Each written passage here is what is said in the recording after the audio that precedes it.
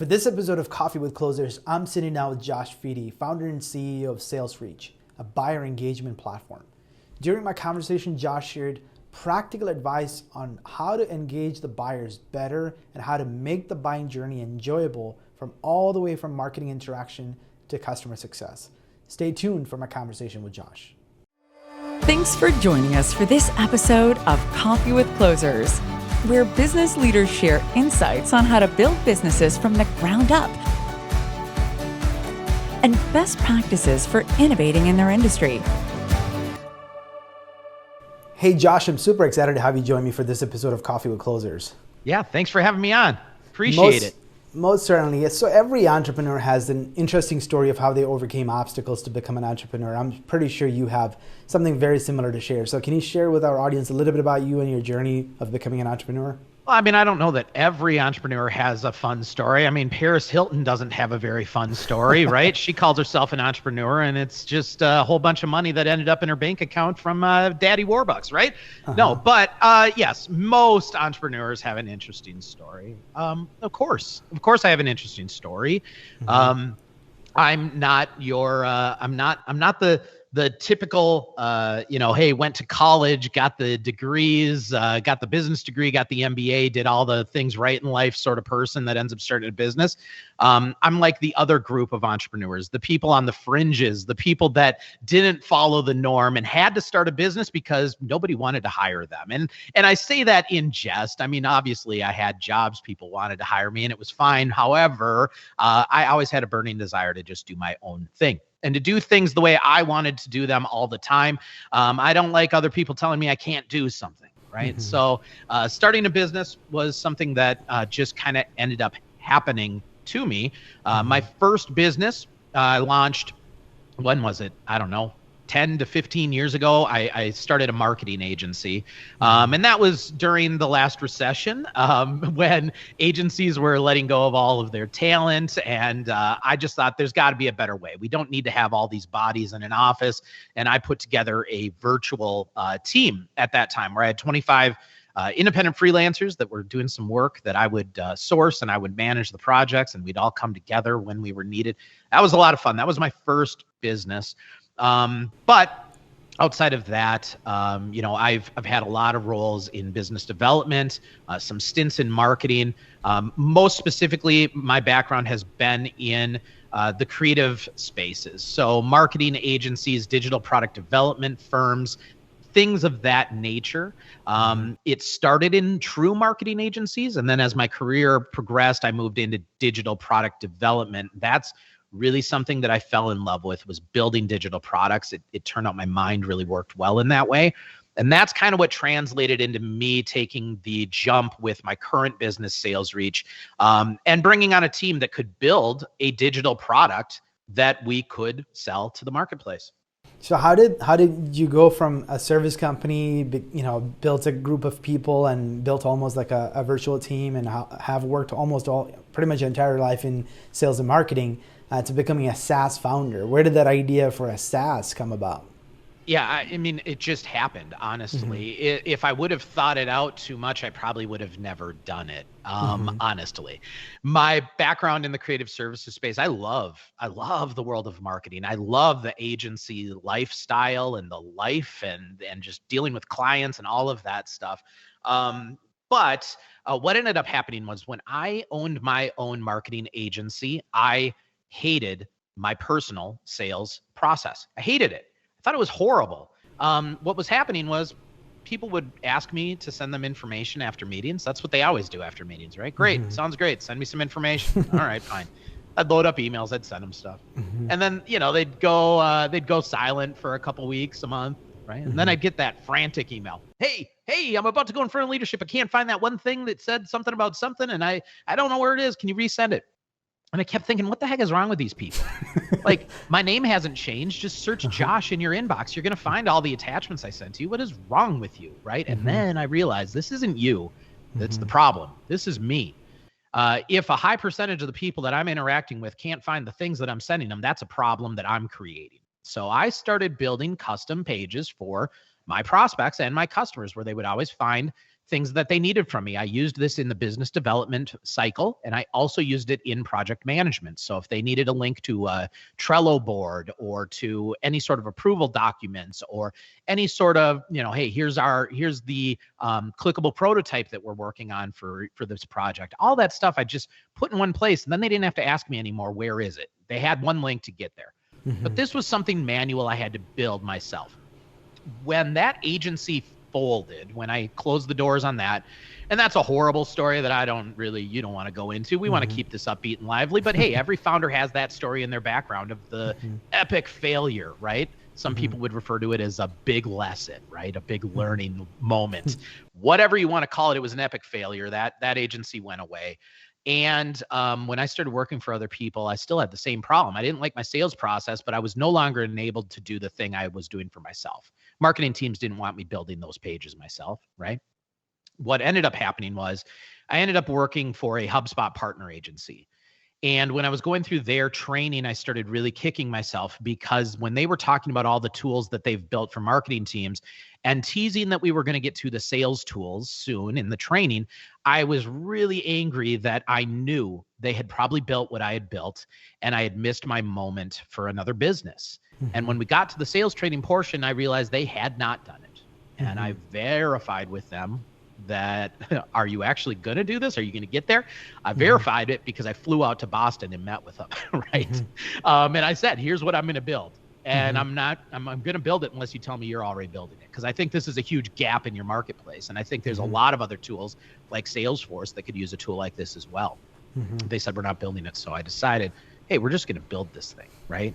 And so it truly did come out of my background. It was a product that came out of my background. It was something that I had built an MVP of. Obviously, the iteration that exists today is far better and more advanced than what I had built for myself. It's a much more capable platform, something that's scalable across organizations, something that more than just I can use, right?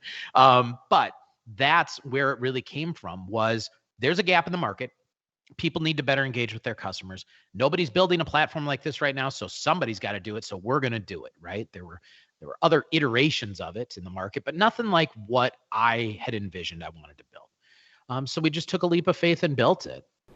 So obviously that's how the Sales Reach as a company came about. And you have a terminology that you basically describe this product in the market. So you want to tell our audience a little bit about what that terminology is and how do you describe it? We call it buyer enablement. They say one of the hardest things to do is to create a category. So it was a little risky for us to really double down on this, but here's where buyer enablement came from. About 2 years after we launched our first beta version of this software to the marketplace, we found an article that Gartner published. Gartner did a study on B2B sales.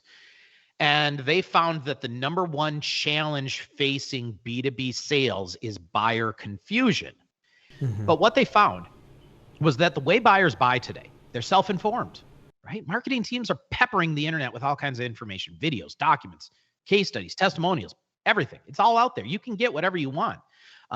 Customers are self-informed. They're finding information on their own, independent of a sales rep, and they're not engaging with a sales rep until they're over 77% of the way through their buying journey. Can you imagine that? Over 77.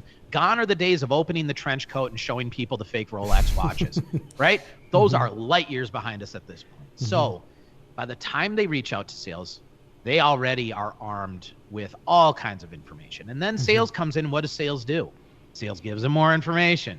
And then what happens? You have too much information. How do you make sense of that?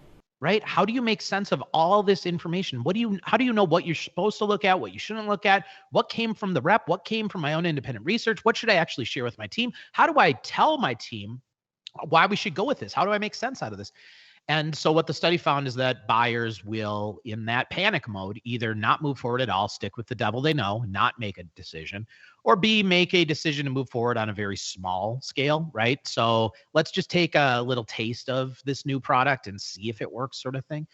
And that's a problem. And so what buyer enablement was a term they used in that article to explain the solution to this problem. And I went, that's it.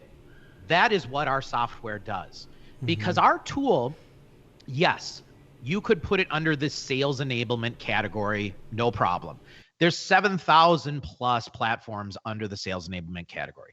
But in my mind, sales enablement tools, for the most part, are designed to help internal teams function more effectively.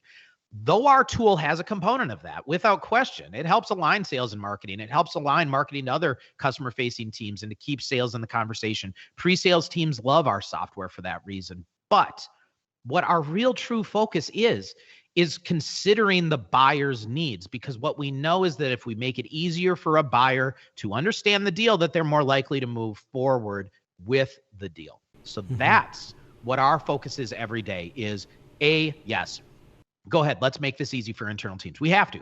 There's no code in this. They're building pages in 3 minutes. It's super easy. There's an asset management system to gather all the things they need. Marketing has oversight. There's permission controls. There's versioning. There's analytics. There's everything they need. Fine. That side of the house is taken care of. But let's really, truly think about the buyer's needs for all of our customers, because they need to feel special. Personalization is so critically important in sales right now. But they also need to be able to easily make sense of it so that they can properly endorse it and communicate the value prop of it to their internal teams, who you as a sales professional may not have a seat at the table with. And ever since COVID hit, you literally haven't had a literal seat at the table with most of these people either, right? Something to think about. I'm sure you have some sort of a data or metric to kind of back how this platform has helped your organizations that are using your technology. Have you seen any sort of lift in terms of engagement with the prospect, or even ability to see the velocity in the sales pipeline improved because of using a technology like this? Yeah, we hear messages back from our customers all the time that their sales cycles are shorter, that they're winning bigger deals than they were winning before. They're blown away because it's happening during a pandemic. The pandemic is the elephant in the room that has to be mentioned in anything that I talk about right now, because keep in mind, we launched a product that was helping customer-facing teams be more effective in a digital-first environment before anybody thought they needed to be effective in a digital-first environment. That has to be mentioned. It wasn't until 2.5 years after we launched the beta version of this platform that one of my customers called me up and said, "Hey, Josh, our sales team's been grounded."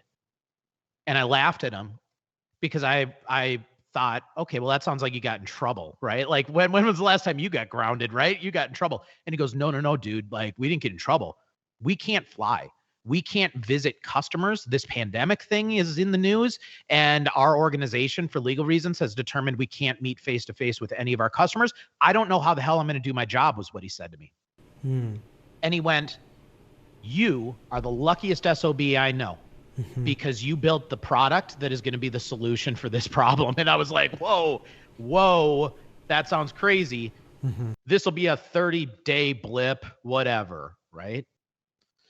And then the pandemic turned into what it turned into. And what we found is that though I believed that we needed to be more effective in digital communications, I didn't realize how important that was going to become. Sales forever changed the day the pandemic hit. Sales will never go back to the way that it was. We will never have as much face-to-face communication as we did before. If you do, you're an idiot. I'm going to say it. There's no reason for you to drive across town for every single meeting that you need to have. Forever and ever, there's no reason you need to do that. Be more effective in a digital-first environment. Face-to-face will always be important, but there will be moments when it's critical. And those are the moments that you really want to make those things shine. But the in-between phases of any customer engagement, you need to up your level of credibility and skill and strategy and communication, right? We need to be focusing on the tools that exist to help us be better in those functions, because the in-between is where you're winning deals right now. The face-to-face is going to be maybe to celebrate when you've landed the deal. Well, you're not going to land the deal unless you stood out during the review. So you talked a lot about how the sales process is, the buyer journey is about 77% of the way is complete before they ever reaches out to the sales rep. But let's talk a little bit about the proactive outreach aspect of it. Can this technology, or how does sales enablement tools like this, improves or makes the process more efficient from a sales outreach standpoint? From a sales outreach, so our platform is a full customer life cycle, as I think I said earlier in the discussion. But one area where people definitely do use our platform is in the early outreach. I'll give you a really quick example. So when you're using our platform, what it is at its core is an asset management system with a visual first asset distribution platform. So what you're doing is building a custom page for a person or a group of people at a company, right? More personal, the better, where you're going to aggregate information you want them to review and bring them into your world by putting your bio, your contact information, your link to your calendar, and a personalized video on the page. Now, you might also put an agreement on the page when it's time, right? But it doesn't always have to have all of that. It can be as basic as a personalized video with a link to your calendar and some custom text. The page can start as that. So in your outreach, a lot of our customers, and myself included, use the platform in a LinkedIn connection, right? People always say, don't connect and sell, don't connect and sell. Well, that doesn't mean that you can't connect with someone with a message already in the connection that just says, hey, to make it easy to get to know each other, I created a custom video just for you. Use that as your opportunity to make an introduction and a very, very, very soft sell.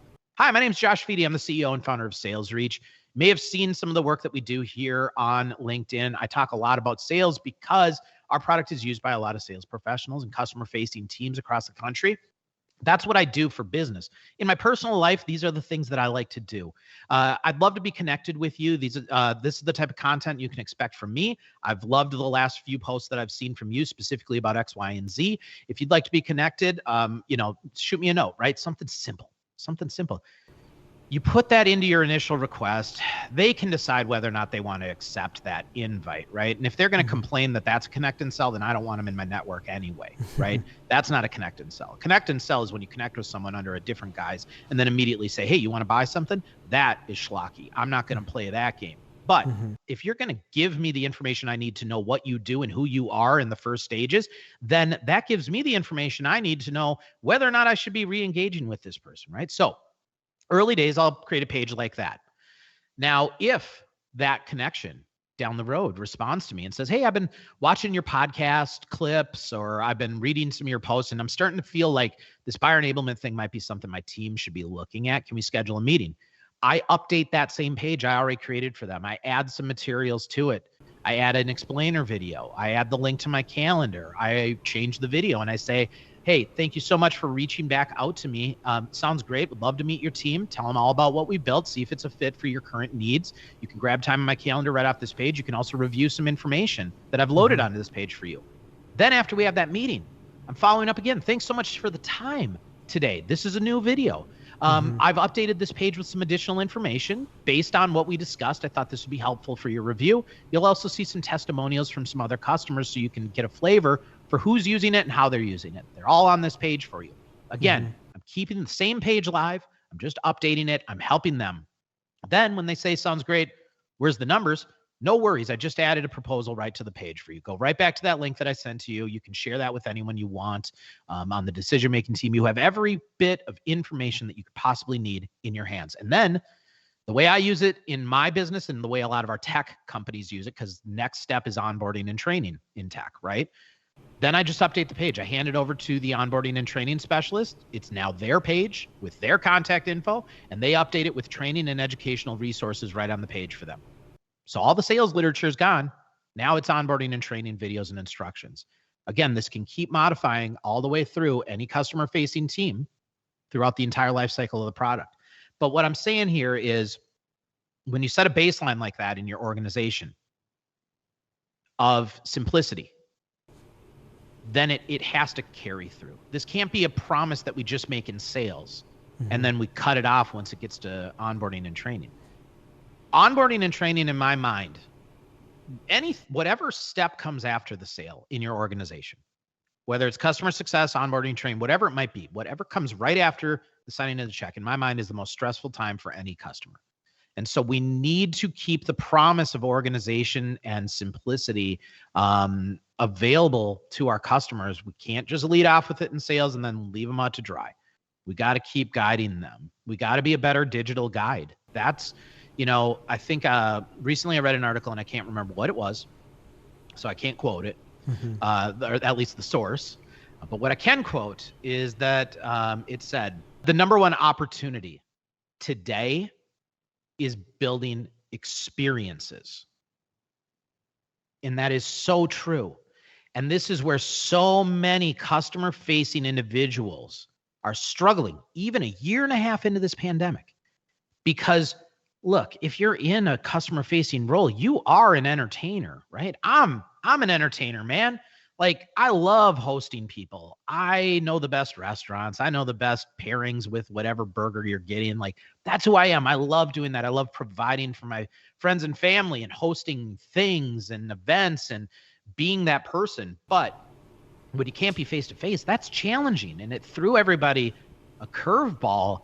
But there are people that are still incredibly effective as entertainers, as educators, as resources in a digital environment. And that skill, if you haven't developed it yet, develop it. If you can't develop it, then you better go work in marketing, is what I've been telling people, right? Like, because if you're going to be tasked with being face to face with people moving forward, you got to find a way to be captivating and entertaining and strategic, and to build a relationship without the requirement of literally shaking a hand. Yeah, and I think you touched on a big point, which is that customer experience, because these people we're selling to in the B2B world is actually making a lot of purchases in the B2C world. And they are very familiar with the experience that they get, right? Where they go into Amazon and they have one sort of an experience, and any sort of other B2C environment that they're consuming product, or whatever the case might be, right? They're very familiar with that experience that they get from those sort of B2C interactions. But in the B2B world, we make it extremely hard for them to consume the information they need to store and share and do all of those things. So I think you hit a big point, because I think we want to remove any friction in that sales process, all the way from marketing to sales and past that. Once they made that purchase, now how do I adapt this product and maximize the investment I made into this tool, and remove every friction and give them the resources that they need to fully bring that technology into house, or whatever the product or service they bought. Yeah. I mean, and you hit the nail on the head with that, right? So Amazon ruined it for everybody, right? Amazon, you said it, not me. No, I said it. But Amazon made it so simple to purchase that people started going, well, wait a minute, why is it so easy for me to buy everything else in my life? But the second I sit down in my office, I feel like Sisyphus, right? I feel like I am constantly pushing this boulder up a hill. This is absolutely ridiculous. How do we fix this? And it's very, very, very true. But what was funny to me is I remember having a conversation months ago, and I was talking to another sales professional, and they were commenting on, everything's changed so much. I don't know how to be effective anymore. I just can't find my mojo. This is so hard selling this way. And I looked at this individual and I said, this is my point exactly with why I built my product. You are sitting here saying that this is impossible for you, and you're not even considering the fact that the people you are selling to have never had to buy in this way in their life. Buying in the B2B space was already hard enough when we could be face to face. Consider these large enterprise organizations that make a purchasing decision once every 12 months. It wasn't 4 months ago. Many of them were making their first big purchasing decision since the pandemic hit. Can you imagine the stress of being that person that has to put their neck on the line and purchase in a way that they have no frame of reference in how to do properly, right? We need to consider our buyers more. That is where you win moving forward, is being considerate. Gary Vee talks about empathy all day long. It's the buzzword of last year. Everybody's talking about empathy in sales, and every salesperson claims to be empathetic. Yet 9 times out of 10, when I ask somebody, so how are you sharing information with your customer? They say, oh yeah, emails, PDFs, documents, links, videos, blah, blah, blah. I'm like, so you're sending one email with a video, you're sending one email with a PDF document, you're sending another email with like 5 links. Yeah, everyone's guilty of it. And then I immediately ask them, well, how do you think your customer feels when they receive all that crap from you? And they go, ugh. I'm like, yeah, stop being a jerk. Nobody wants that. Nobody wants that. What we need to do is solve for the disjointed chaos that we've created in the B2B sales process. It's not acceptable to just load up stuff with stuff and say, well, I did my job. I can wash my hands of it because they said they needed this from me, and I absolutely sent it to them, and not have any consideration for how you actually got that to them, and not have any consideration for the work effort that is going to be in their hands now, because they're the ones that have to sell this internally for you. So why wouldn't you, knowing that somebody is going to have to put their neck on the line for you and is going to have to understand what you do enough to be your internal advocate and to sell this to people that you may or may not have too many conversations with, if any at all, right? Why wouldn't you want to better equip that individual to actually be effective in what you're hoping they're going to do for you? That's what we need to be considering. Yeah, I think the key word you mentioned, empathy, for sure. And I think HubSpot oftentimes talk about, helping versus selling. And I think this is definitely a part of that, right? As a sales rep, your goal is to help them and help them be informed, and then so they can make an informed decision about whatever that purchase decision they're about to make. Man, you're going to put me on my soapbox here, though, because you used the help word, dude. I'm telling you, how many LinkedIn messages have you received from somebody that says something to the effect of, would love to connect, or I love to connect with like-minded individuals. Let's see how we can help each other. How many times a day do you get that? I've seen that. I know you've seen that. Of course you've seen it. And honestly, you've probably written it too. I have too, right? We've all done this in our past lives, so we can't criticize too much. But here's the problem with this whole help thing that's happening. People are mistaking saying that they're here to help for actually being helpful, right? I won't go off on my soapbox on this, but what I want everyone to realize is, like, it's not enough just to say you're being helpful, right? Saying you want to help isn't helping. Helping is helping, right? And leading off in your prospecting efforts by saying that I'm a thought leader and I'm here to produce content that's going to help you do your job better, and I want to see how I can help you more. Can we talk? Come on, man. That's not what you actually want here, right? You know what would help me? Let's connect. And then how about you comment and share some of the content that I produce, and I'll do the same for you. That would be really helpful, right? How about when you see a post that I put up and you find a place where maybe you disagree with me? I love that. If someone disagrees with me, I love that. Reach out to me if you disagree with me on anything I say. I love being challenged. Challenge me all day long. I'm going to challenge you back. I love to fight. I probably should have been a lawyer, right? I call it Fediewitz and Associates when I'm a lawyer, when I go into lawyer mode. But regardless, challenge me. Let's have some dialogue. Let's help each other learn and explore and try things in a different way. That's being helpful, right? And then that's how sales are done today. If we connect in a meaningful way and we learn something from each other and we find that we actually do have a reason to do business together, guess what will happen? We're going to do business together. That's how sales works today. We got to stop rushing into this stuff. We got to stop treating everybody like a number. We have to allow ourselves a little additional time to be a little more personal in our approach, be a little more researched in the reason we're going after somebody. To really, truly seek to build meaningful relationships in a space where we provide value, and then build those relationships and then watch them turn into dollars in the bank account, because that's how it happens. Well, certainly. I think people do do business with people they like and trust. And I don't know who said that, but that's definitely true. I said that. I say it all the time. It's true. Yeah, and I think it definitely starts with that, right? Because you would start to like and trust that person when you are engaging them in that level, as opposed to just coming out straightforward and say, hey, can we mutually help each other? Let's talk a little bit about you. Obviously, you've been a founder before. You've started service companies, and now you are running a SaaS company. How has that been different for you, building and running a SaaS company, from having built other organizations and been in sales before? I mean, I think that the obvious difference is monthly reoccurring revenue, right? I mean, it's different when you're in the agency world. Yes, you have retained accounts, right? But the billing portion of it is completely different. It's a totally different sort of beast, right? You're constantly trying to get more licenses and seats and users and adoption. But it's really hard for me to know how it might be different, because I've never, before launching this, I had never worked in this market, right? I had never worked for a SaaS company. I had never worked in customer success in my life. And so these are all new skills and new hats that I've had to wear.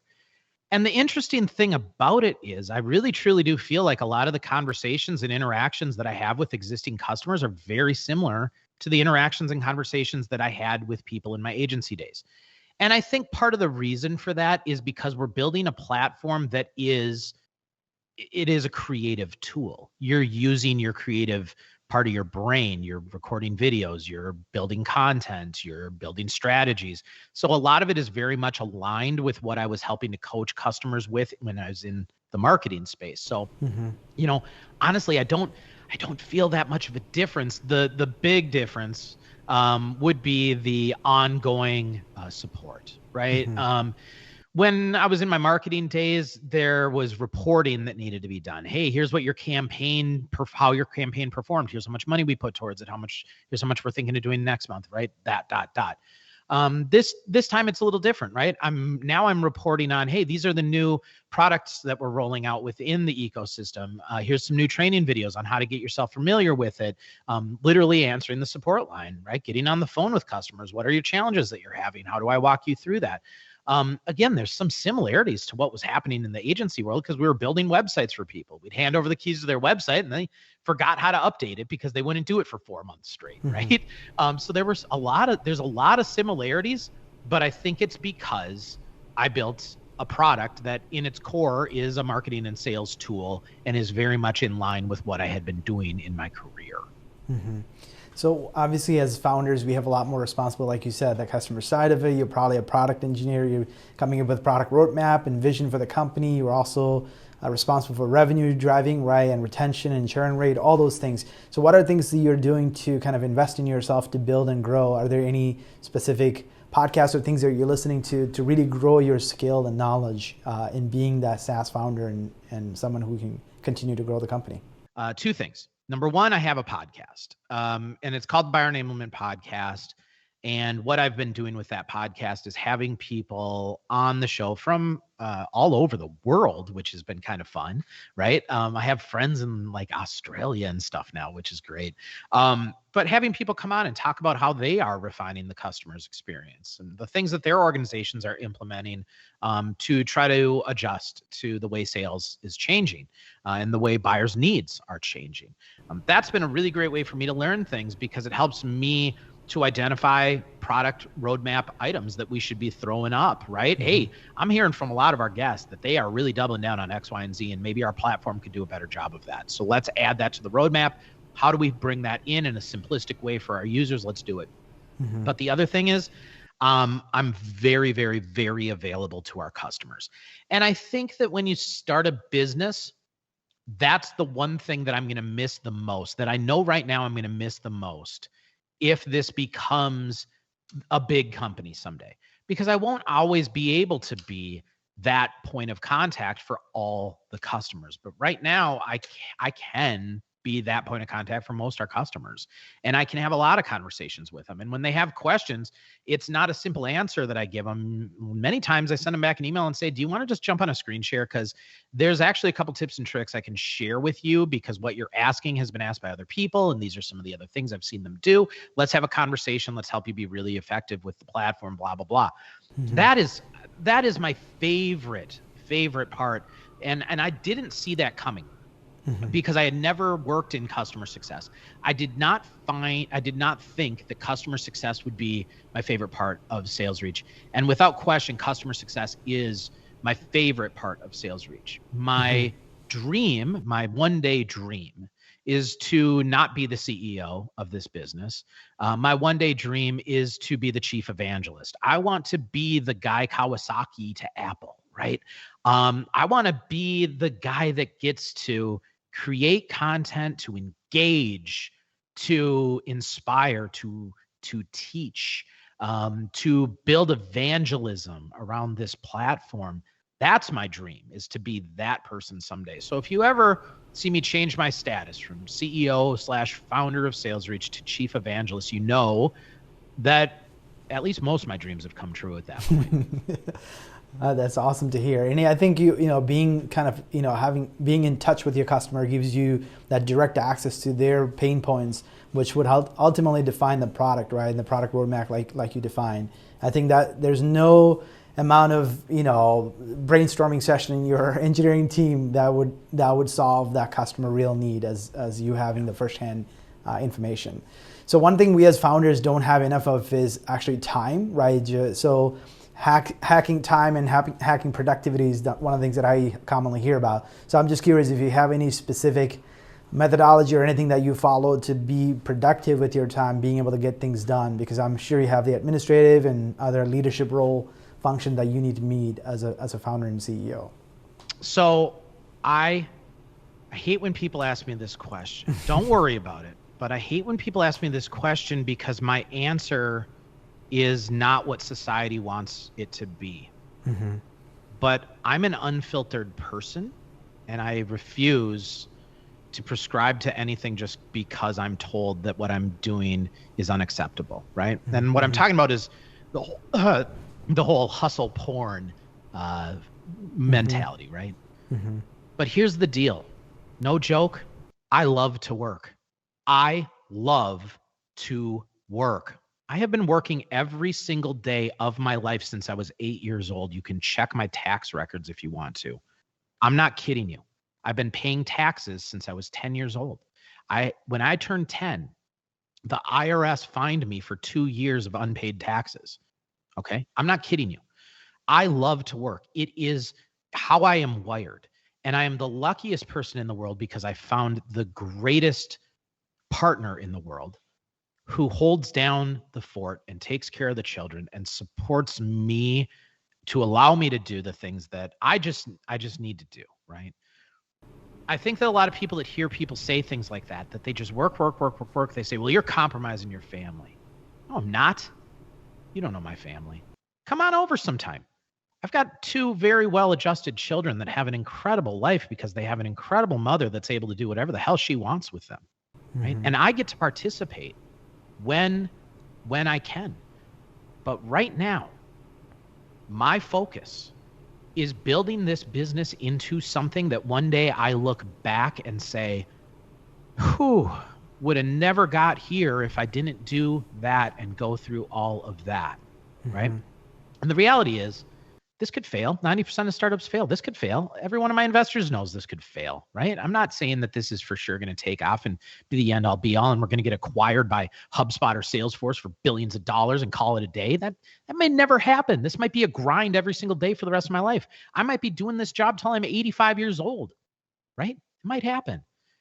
But at the end of the day, the way I'm wired is it is really hard for me to step away because I honestly don't want to step away. I really mm-hmm. don't. If I'm not working, it actually stresses me out. And some people say that's not healthy. And that's fine. You can say that's not healthy and you can do what you want to do. You can you can work 4-day work weeks if you want to. You can work really hard 4 days a week, 3 days, 4 hours a day, 3 days a week and still be effective. I don't question that. Some people can actually do that. You do you, but me doing me mm-hmm. means that I'm always on.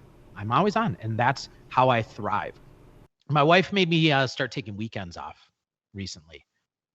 It's actually been to my detriment, if I'm being totally honest, because it's actually hard for me to pull myself away on the weekends. I focus too much on the things that I still need to get done. And you might say I need to start meditating more, and maybe that's the case, but I don't want to, because what I want to do is I want to make this the biggest, baddest, best place to work. And I want to see our customers find the most success they've ever found. And I want this platform to become a household name.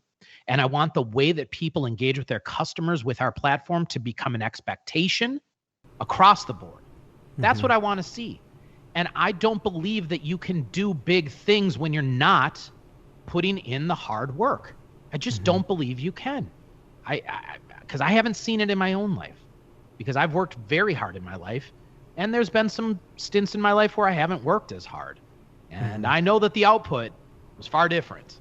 Yeah, I just heard about the exit of I don't know if MailChimp just got acquired by Intuit for $12 billion. That CEO was with the company 20 some years. Yep. That's an incredible track record. Just sticking with one idea, one company, pretty much the entire career of his life. And have a really good exit to tell the story of it. So, knowing what you know today, what advice would you give your younger self? I think that the advice that I would give my younger self is to not be so cocky and arrogant and definitive in your opinions, until you've actually propelled yourself to a place in life where you have actually earned the right to have that opinion. I think that my younger self was a very arrogant self. I think that my younger self was a know-it-all. I didn't go to college because I thought that I didn't have to go to college. I thought the rest of you schmucks had to go to college to make anything out of your life. But that wasn't for me. I don't need that. I'm too smart for that, right? Also, didn't come from a family with the kind of money to make that happen. So that's kind of why I determined that I wasn't going to do that, right? A lot of things. But I see a lot of people running their mouth on social channels about things where it's like, you don't know what you're talking about. You'll see somebody get a new role in a new company, in a new industry that they've never worked in their entire life. And they immediately start proclaiming things. And you look at it and you go, you've been in that role for all of 15 days. Don't be that person. First, seek to learn, then seek to share. And once you've learned, sharing is a great thing. But sharing without having an actual understanding of what you're doing is going to do nothing. People see content and sometimes they just take it for face value, right? Sometimes this person said this and they said it really loudly and they said it very definitively. Well, maybe that person's just really comfortable on camera. It doesn't mean they're right. Okay. So let's seek to learn from people that actually know, right? Consider the source more in your education of yourself, but just seek to be more educated before you speak. And then, absolutely, like I said, seek out ways to share more once you do find an area where you can be of value and help other people. Great note to end this discussion. So Josh, I certainly appreciate your time sharing some really real world experience and some wisdom for our audience. Thank you so much for sparing this time with me. Thanks for having me on. It's a good time to end because my mocha just ran out as well. So cheers, buddy. Thank you, Josh. This episode of Coffee with Closers is brought to you by One IMS, a leading digital marketing agency helping businesses win new customers. To request a free marketing ROI audit, please visit oneims.com. If you enjoyed this video, please share it. To make sure you never miss an episode, please subscribe.